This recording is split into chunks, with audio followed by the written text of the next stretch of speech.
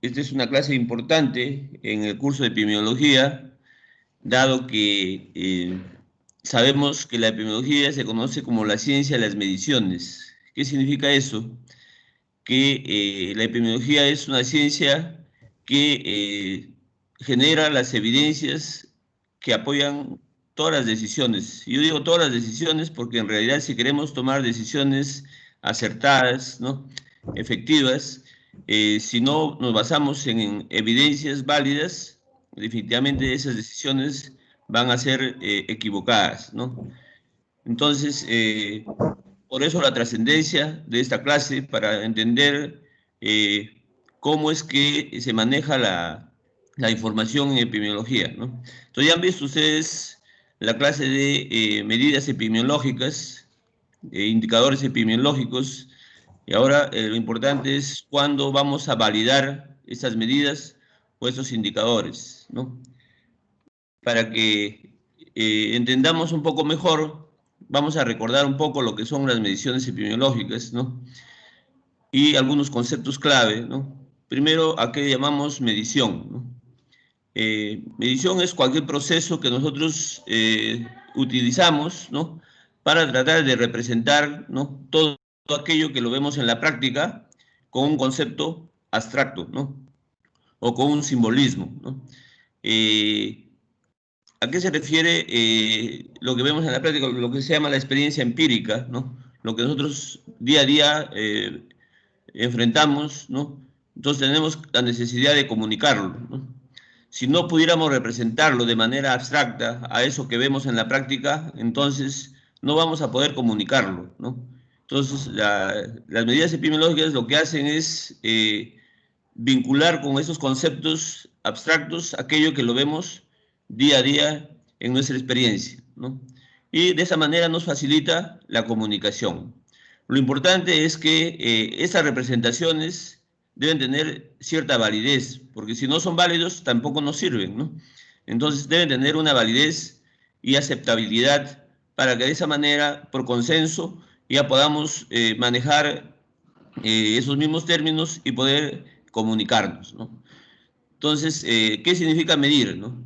Entonces, medir significa asignar símbolos, valores, números a cualquier propiedad que nosotros queremos representar de un objeto o de un evento, y todo de acuerdo a reglas convencionales o reglas validadas, ¿no? Bueno, esto es lo que nos dijo Stevens en 1951, ¿no? Y eso es lo que se aplica como definición apropiada para todas las ciencias físicas, ¿no? La medición es otro concepto que debemos entender, ¿no? Entonces, ¿qué es la medición? Constituye, dice, uno de los aspectos más importantes de la metodología epidemiológica, por el mismo hecho que decíamos que la epidemiología se conoce como la ciencia de las mediciones, ¿no? Entonces, definitivamente, lo más importante en epidemiología es medir. ¿Y para qué medimos? Para generar información, para generar evidencia válida que va a ser utilizada en la salud pública, en la medicina en general y yo diría hasta en nuestra vida diaria, ¿no? Entonces, si nosotros queremos evitar pérdidas, evitar el riesgo, entonces hay que medir el riesgo, por ejemplo, en epidemiología. Y para eso utilizamos todas esas herramientas de medición, ¿no? Por otro lado, ¿cómo es que medimos? Entonces, ¿cuál es la herramienta que utiliza la epidemiología para medir? Y la herramienta o el fundamento de la epidemiología es la observación, ¿no? Nosotros tenemos que observar, ¿no? Con cierta rigurosidad, ¿no? Con cierto orden, de una manera sistemática, hay que observar lo que queremos representar, ¿no? Y a eso, por eso se llama que la observación es la base de la medición metodológica científica, ¿no? Y por consiguiente de la epidemiología, que es una ciencia, ¿no?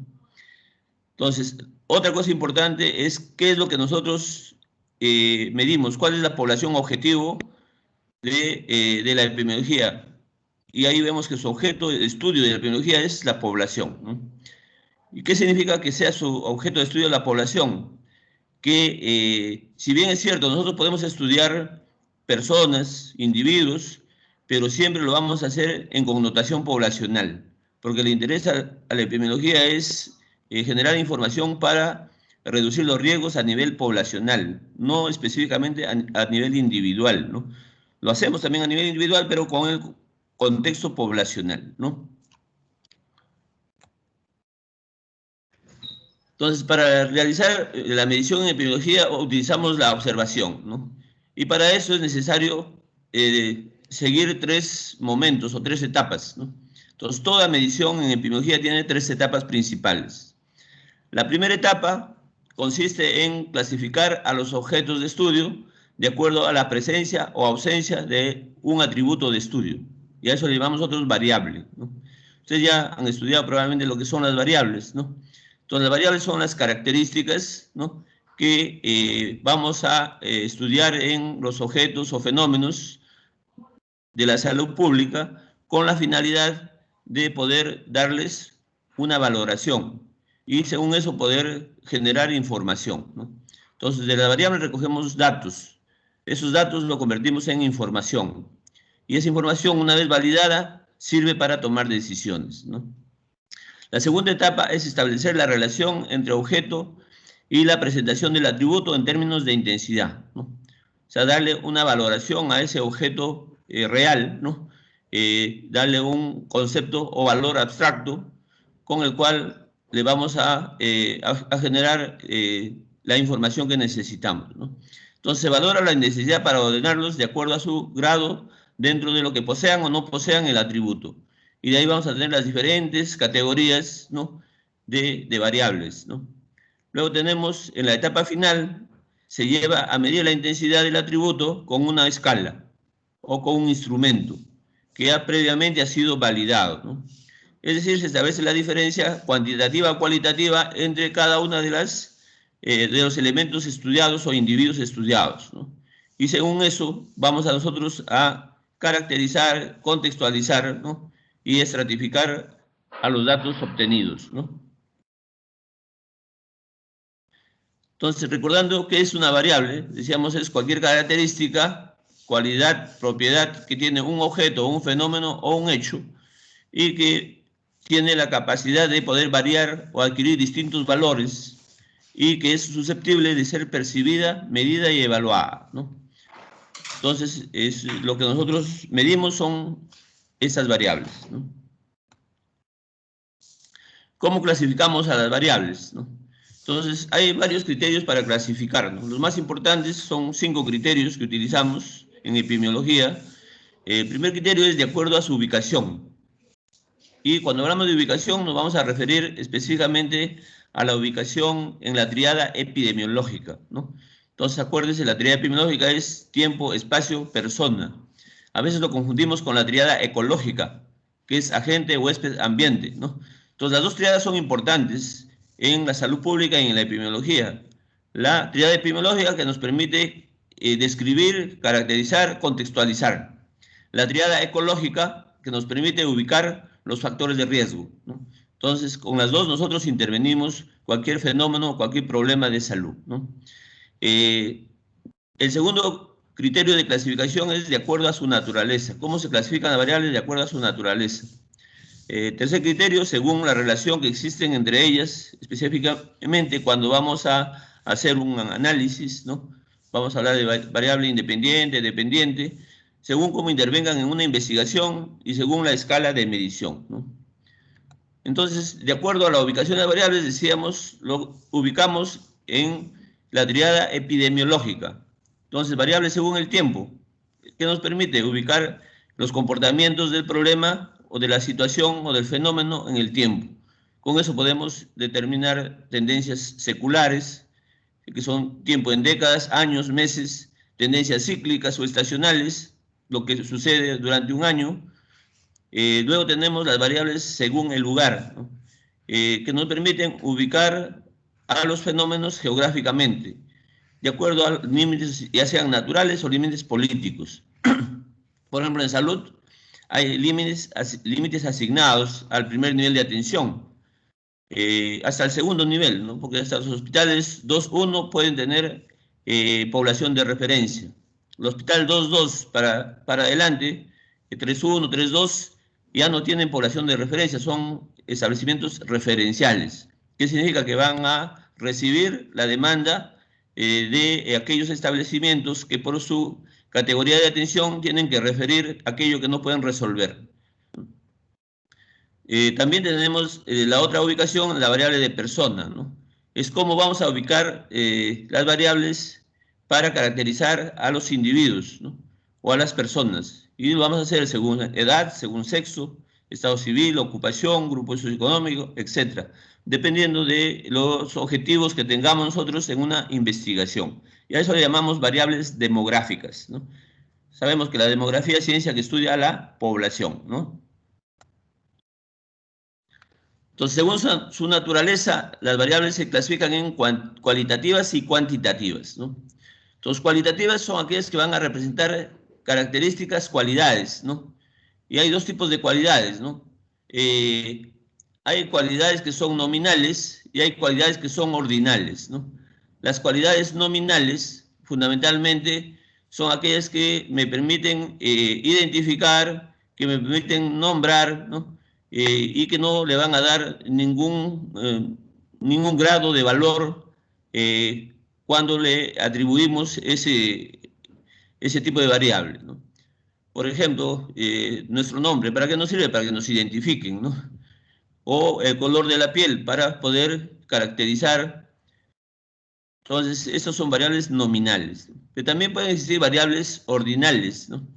Las ordinales, sí, cuando le aplicamos ese valor a un elemento de estudio, automáticamente le va a dar una posición, le va a dar un valor, ¿no?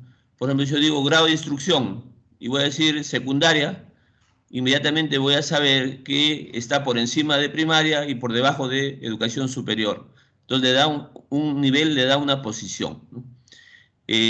A su vez, en base a los valores que pueden tomar, pueden ser las variables cualitativas dicotómicas o politómicas. Dicotómicas cuando sus posibilidades de valor son dos nada más. Por ejemplo, cuando digo género, ¿no? O sexo, varón o mujer, ¿no? Aunque ahorita ya tenemos el tercer género, ¿no? Ya no sería dicotómica, ¿no? Pero todavía, de acuerdo a la naturaleza, podemos decir que existe solamente varón y mujer, ¿no? En politómicas significa que una variable que puede tener dos o más valores, ¿no? Entonces, por ejemplo, estado civil, grupo sanguíneo, etcétera, ¿no? A su vez, esas variables pueden ser categóricas y no categóricas, ¿no? ¿Cuándo decimos que son categóricas? Son categóricas cuando sus valores finales son mutuamente excluyentes y a su vez deben ser exhaustivos, ¿no? ¿Qué significa que sean mutuamente excluyentes? Que si de las posibilidades de valor final asumen un valor, automáticamente el resto de valores se excluye. Por ejemplo, si yo quiero decir distrito de nacimiento, ¿no? Nosotros sabemos que hay más de 3.000 distritos en el país, ¿no? Sin embargo, si yo digo mi distrito de nacimiento, automáticamente el resto de distritos queda excluido. Ya no puede tomar dos valores a la vez, ¿no?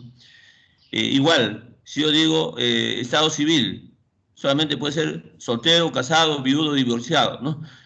Solamente uno de los valores puede asumirse, el resto de los valores se excluye, ¿no? En las no categóricas se rompe este principio de la exclusión, ¿no? ¿Qué significa? Que una variable puede tomar dos o más valores a la vez, ¿no? Por ejemplo, en medicina utilizamos con mucha frecuencia cuando hablamos signos de enfermedad o síntomas de enfermedad. Entonces podemos tener más de un signo, más de un síntoma de enfermedad, ¿no? En cuanto a las variables cuantitativas, ¿no? Entonces, las variables cuantitativas son aquellas que se representan por números, ¿no? Pero donde estos números tienen la posibilidad de ser operacionalizados, ¿no? ¿Qué significa eso? Que si yo le pongo un número y ese número no se puede operacionalizar, como es en el caso de las variables cualitativas, que también pueden recibir números, ¿no? Ejemplo, tenemos el APGAR, ¿no? Que es el nivel de vitalidad con que nace un niño, ¿no?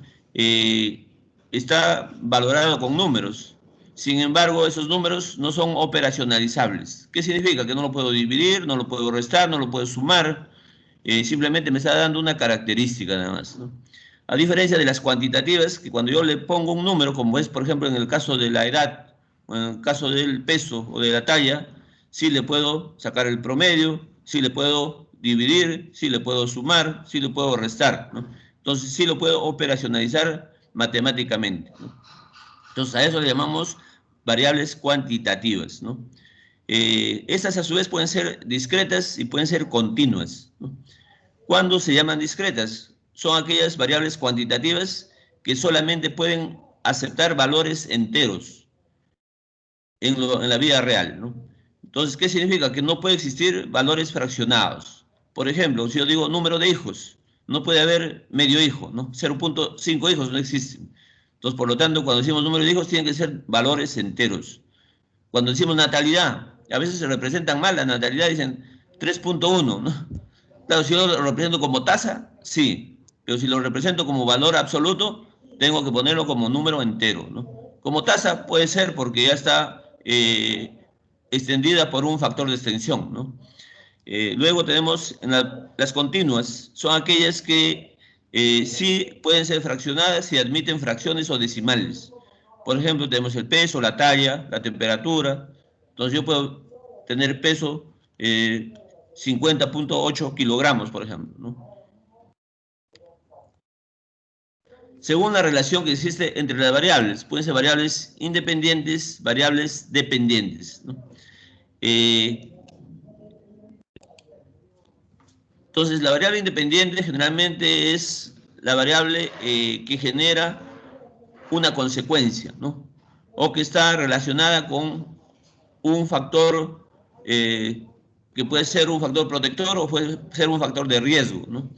En epidemiología utilizamos mucho este tipo de variables, ¿no? Para identificar factores de riesgo, para identificar factores protectores, ¿no? Y según eso, saber dónde debemos y cómo debemos intervenir, ¿no? Y esos son los factores que debemos reconocer para poder garantizar las estrategias de prevención, ¿no? Luego tenemos la variable dependiente. Es la variable consecuente o el efecto y que depende de la variable independiente o está asociada a la variable independiente, ¿no? Según cómo intervengan en un estudio, tenemos variable principal, tenemos variables secundarias, tenemos variables intervinientes, ¿no? Entonces, la variable principal es la variable que va a determinar el objetivo general, ¿no? Está asociada al objetivo general de la investigación, ¿no? Las variables secundarias son aquellas variables necesarias y que van a estar comprendidas en los objetivos específicos de una investigación, ¿no? De igual manera que las variables intervinientes, ¿no? Importante aquí las variables intervinientes, porque estas variables son las que determinan la situación de la confusión, ¿no? En una investigación, para que nosotros tengamos resultados válidos, nosotros debemos controlar los errores, controlar los sesgos, controlar la confusión, ¿no? Y la confusión que tiene que ver cuando nosotros atribuimos la asociación de un factor a un evento, pero donde puede estar involucrado una tercera variable, que es la variable interviniente, ¿no? Y si no lo controlamos a esta variable interviniente, entonces vamos a generar un resultado confuso. Y ahí viene la famosa confusión, ¿no? En relación, ejemplos, tenemos aquí, por ejemplo, en relación entre cáncer de pulmón y cigarrillo, variable principal va a ser cáncer y cigarro, porque son los dos elementos que queremos asociar, ¿no? Variables secundarias, puede estar el tiempo de fumar, la edad, etcétera, ¿no? Y variable interviniente, en este caso es la edad y el género, ¿no? Entonces, la edad siempre es una de las variables confusoras o intervinientes más importantes, ¿no? En epidemiología siempre hay que tomar en cuenta este tipo de variable y es ahí donde encontramos la confusión, ¿no? Según las escalas de medición, entonces hay escalas de medición para las variables cualitativas y para las variables cuantitativas. Para las variables cualitativas tenemos escala de medición nominal y escala de medición ordinal, ¿no? Entonces decíamos, la escala de medición nominal va a estar definida para caracterizar, para identificar, ¿no? Y según la presencia o ausencia de ese valor nominal, ¿no? Entonces, sin embargo, no le da ningún valor adicional, ¿no? O un atributo adicional al elemento estudiado. Por ejemplo, el hecho que una persona se llame María o se llame Juana no hace que una de las dos sea mejor que la otra, ¿no? Solamente por el nombre, ¿no? Entonces, solamente lo que va a servir es para identificarlas nada más, ¿no? A diferencia de la escala ordinal, que es una vez que le damos un valor, ¿no?, a un atributo o a una situación, automáticamente le damos un nivel, le damos un valor, ¿no? Entonces, si yo digo, en el caso de los militares, ¿no? Voy a decir el grado de alférez o grado de comandante. Entonces, automáticamente voy a saber que el comandante está por encima del alférez, ¿no? Y por debajo del general, ¿no? Entonces, esto es lo que se llama la escala ordinal, que le va a dar un posicionamiento en una escala de valores, ¿no? Luego tenemos las escalas numéricas. Decíamos, ahí tenemos escalas numéricas de intervalo y tenemos escalas numéricas de razón o proporción. Las numéricas de intervalo son aquellas en el cual el cero no es absoluto, el cero es relativo, ¿no? ¿Qué significa cero relativo? Que cuando la variable asume ese valor cero, no significa que se excluye esa característica, o que esa característica no existe. Por ejemplo, cuando yo digo cero temperatura, 0 grados centígrados de temperatura, no significa que no exista temperatura, ¿no? La temperatura existe, solamente que es el nivel de frío, ¿no?, que está catalogado con este valor relativo, ¿no? Porque hay un valor por debajo de cero y habrá un valor por encima de cero, ¿no? Y el cero, por lo tanto, le da un valor referencial, ¿no? A diferencia de las escalas numéricas de razón o proporción, donde el cero sí es absoluto, ¿no? ¿Y qué significa que el cero absoluto? Que cuando le doy el valor cero, esa característica, digamos, ya no existe, ¿no? Por ejemplo, si yo digo número de hijos, le pregunto por número de hijos a una persona, me dice cero, que significa que no existen hijos, ¿no? Entonces el cero acá sí es absoluto, ¿no? Entonces acá hay una tablita de resumen, que es bueno que ustedes siempre lo tengan presente, porque cuando quieren clasificar a sus variables, con esta tabla de resumen rápidamente lo van a hacer, ¿no? Y esto es importante porque en la investigación epidemiológica nosotros tenemos que identificar variables, tenemos que conceptualizar las variables, ¿no?, hacer las definiciones operacionales de las variables para que podamos llevar a cabo adecuadamente la investigación, ¿no? Entonces, si hacemos una buena operacionalización de variables, para eso necesitamos conocer toda esta clasificación, ¿no?, y entender cada uno de estas componentes de la clasificación para luego elaborar adecuadamente los instrumentos de recojo de la información y manejar adecuadamente esos instrumentos, ¿no? Entonces, otro conocimiento importante que necesitamos en la medición de la epidemiología es la definición operacional de variables, ¿no? Tenemos dos tipos de definiciones, ¿no?, en las variables. Hay las definiciones conceptuales o teóricas y hay las definiciones operacionales o prácticas.